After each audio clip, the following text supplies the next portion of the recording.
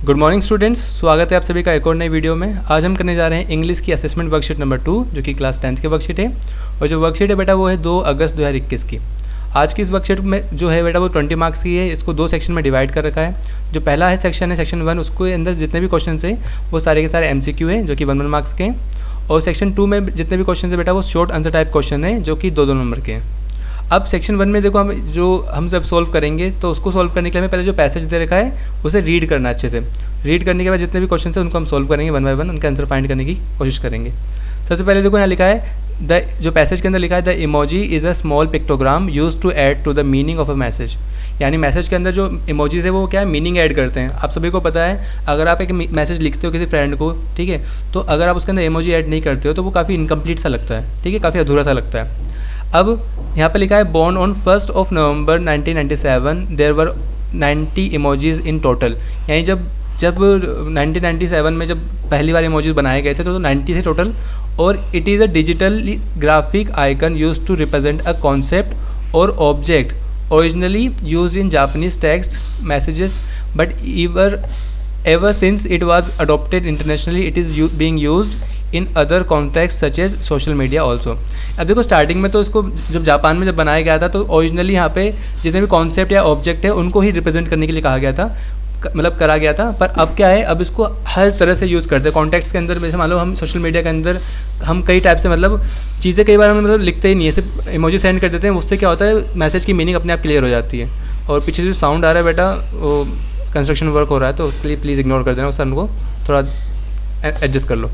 अब आगे देखते हैं, यहाँ लिखा है Google is modifying and updating its bank of nearly 1000 emojis to mark the world emoji day which was on July 17। यानी गूगल ने जुलाई 17 में जो वर्ल्ड इमोजी डे था उसमें 1000 जो जितने भी इमोजीज थे उसको क्या करा, मॉडिफाई किया था, अपडेट किया था, मॉडिफाई किया था, कुछ छोटे छोटे से चेंजेस किए थे। The latest changes have been made in the mask face emoji. और मास्क फेस इमोजी में एक बड़ा चेंज किया था बेटा, वो चेंज क्या किया था आगे लिखा है, वो हम आगे रीड करेंगे। यहाँ पे कुछ और चेंजेस की बात करी गई है। Changes are made in keeping with the times, ठीक है। अब जितना भी जो समय बीत रहा है, देखो जैसे जैसे समय आता जाता है वैसे वैसे इमोजी के अंदर भी चेंजेस आते जाते हैं।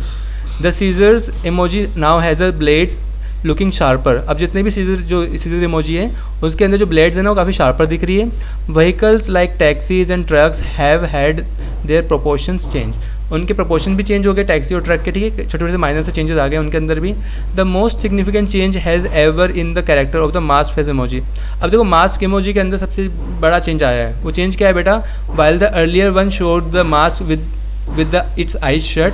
जो पुराना वाला जो मास्क इमोजी था बेटा उसके अंदर क्या थी, उसकी आंखें बंद थी, इमोजी की आंखें बंद थी। इसका वो क्या इंडिकेट कर रहा था, इंडिकेटिंग इल हेल्थ, मतलब बुरी जो ख़राब तबीयत होती है ना, मतलब बीमार होना, सो वो बीमारी को शो कर रहा था। पर जो नया इमोजी आया बेटा उसमें उसकी आंखें क्या है, ओपन है, खुली हुई है। इसका मतलब क्या है कि जो मास्क पहनने का मतलब ये नहीं कि आपकी तबीयत ख़राब ही होगी तभी आप मास्क पहनोगे। ये क्या है, यहाँ लिखा है implying that the wearing a mask is a regular affair even for healthy people. यानी जो हेल्दी लोग होते हैं वो भी मास्क पहन सकते हैं, ठीक है। सो एक बड़ा चेंज आया था वो मास्क फेस इमोजी में आया था कि उसकी जो अर्लियर वन की जो थी उसकी आंखें क्लोज थी और जो अब नया जो मास्क फेस इमोजी उसकी आंखें खुली हुई है।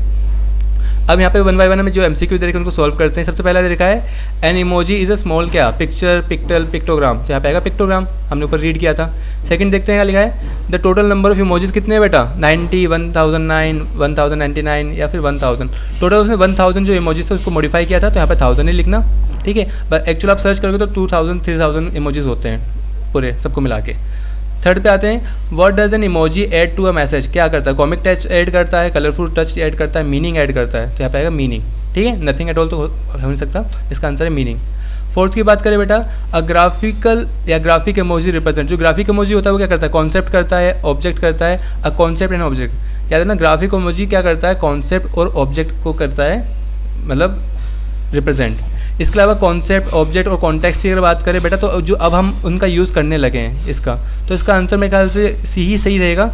एक बार देख लेना आप, एक बार टीचर से भी एक बार पूछ लेना इसका क्या आंसर हो सकता है। फिफ्थ में क्या है, a scissors emoji has been change by making. अब सीजर इमोजी में क्या चेंज आया बेटा, उसके सीजर्स क्या हो गए, शार्पर। यहाँ पे डी पे टिक करना है। सिक्स की बात करें बेटा, अ सूटेबल टाइटल क्या होगा इसके लिए, emoji and me, I love emojis, changes, the change emoji या the past and present of emoji. तो the past and present of emoji क्या है, ज़्यादा सूटेबल लग रहा है।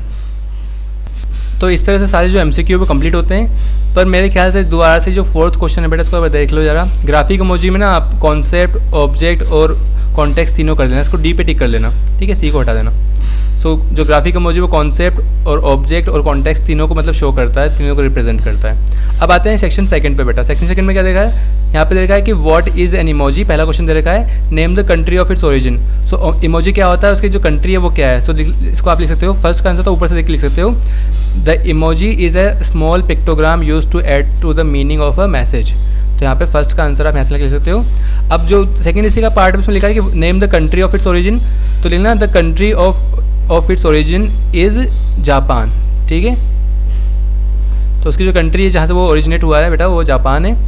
8th की बात करें बेटा, यहाँ पर लिखा है what was important about the world emoji day this year, यानी इस साल वर्ल्ड इमोजी डे में क्या डिफरेंट था, क्या अलग था।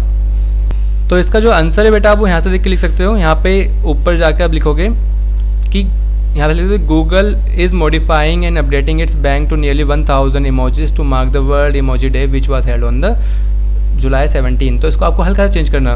तो लिख देना Google modified and change updated. तो यहाँ जो इज़ मॉडिफाइड क्या लिख देना, मॉडिफाइड पास्ट टेंस में कर देना इसको, मॉडिफाइड एंड अपडेटिंग को कर देना अपडेटेड, ठीक है। Updated its bank of nearly 1000 emojis to mark the world emoji day which was on July 17, ठीक है। तो इस तरह 8 को कर लोगे आप। 9 की पर आते हैं। 9 की लिखा mention the most significant change in the emoji recently.